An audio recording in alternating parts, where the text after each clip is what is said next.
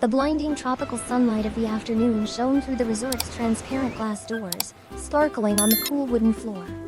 After the strict lessons in the car had passed, the small family had put away their luggage. The smell of the ocean, the salt, and the strong winds blowing in from the coconut trees were calling. For Daniel Emma, raising a child is not about rigid rules repeated like a machine, but a masterpiece of coordination.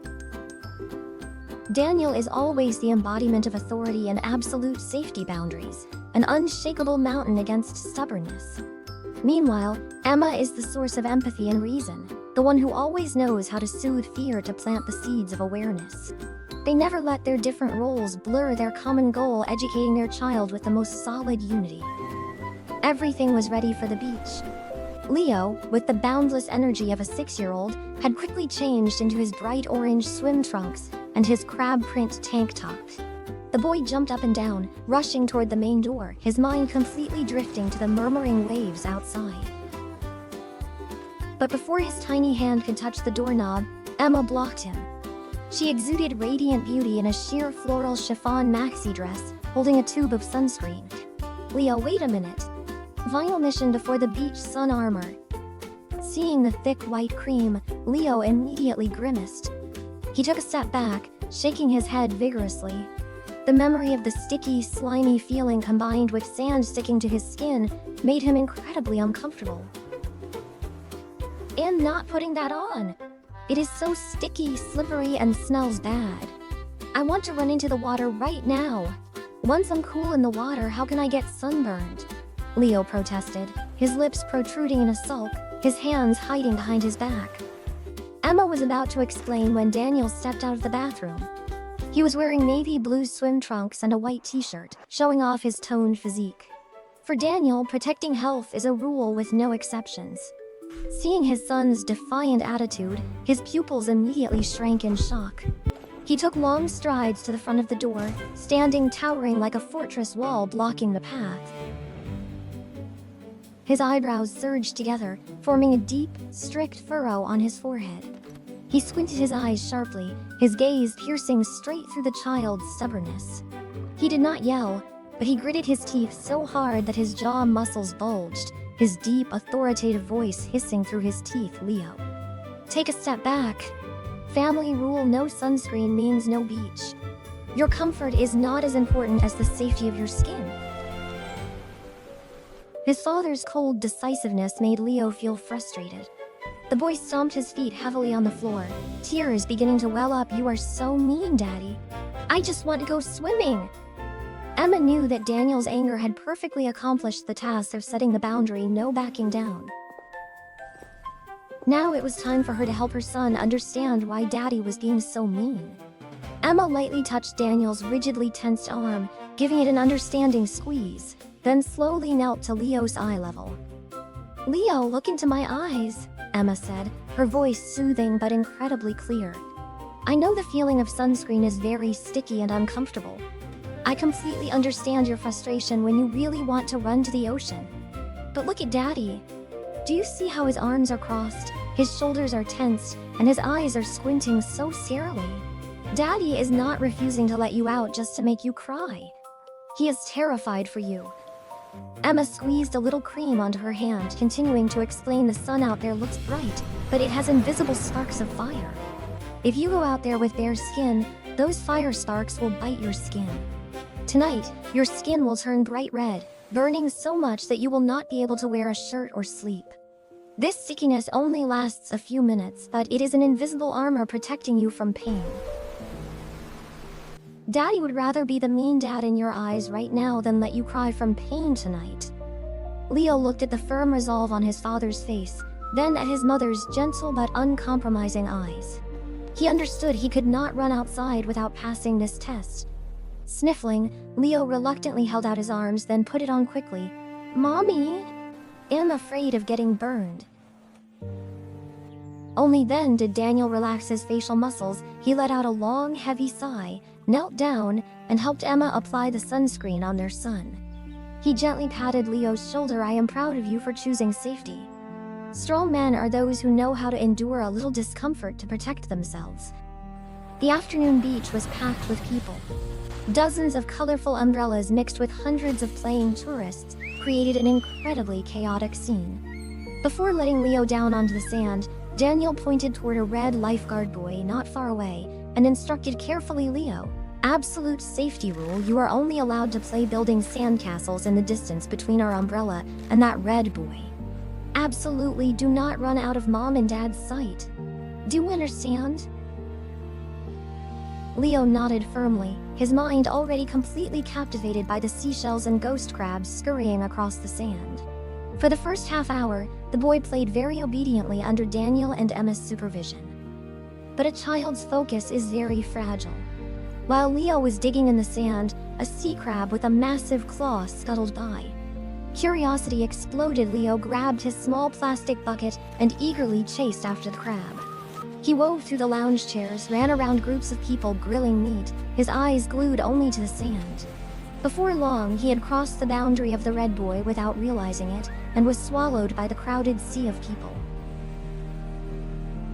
A few minutes later, Emma looked up from her book to check on her son. Her heart seemed to stop beating. The spot where Leo had been sitting held only a plastic shovel. She sprang up, darting her eyes around. Daniel! Where is Leo?" Her voice trembled, tearing through the relaxation of the afternoon. Daniel, who had been lying with his eyes closed sunbathing, instantly sprang up. Realizing his son was no longer in sight, an ice-cold rush of adrenaline ran down his spine. Sheer panic overtook both parents. They dashed through the crowd, calling their son's name until their throats went hoarse. The minutes of searching dragged on like centuries, with every worst-case scenario, from drowning to kidnappers, flashing through the parents' minds. Finally, after nearly 15 minutes of desperate searching, Daniel spotted the familiar orange swim trunk standing dazedly almost 500 meters away from where they were sitting, right at the water's edge. The boy was looking around bewildered and began to whimper because he could not see his parents anywhere. Daniel lunged forward with the speed of a leopard.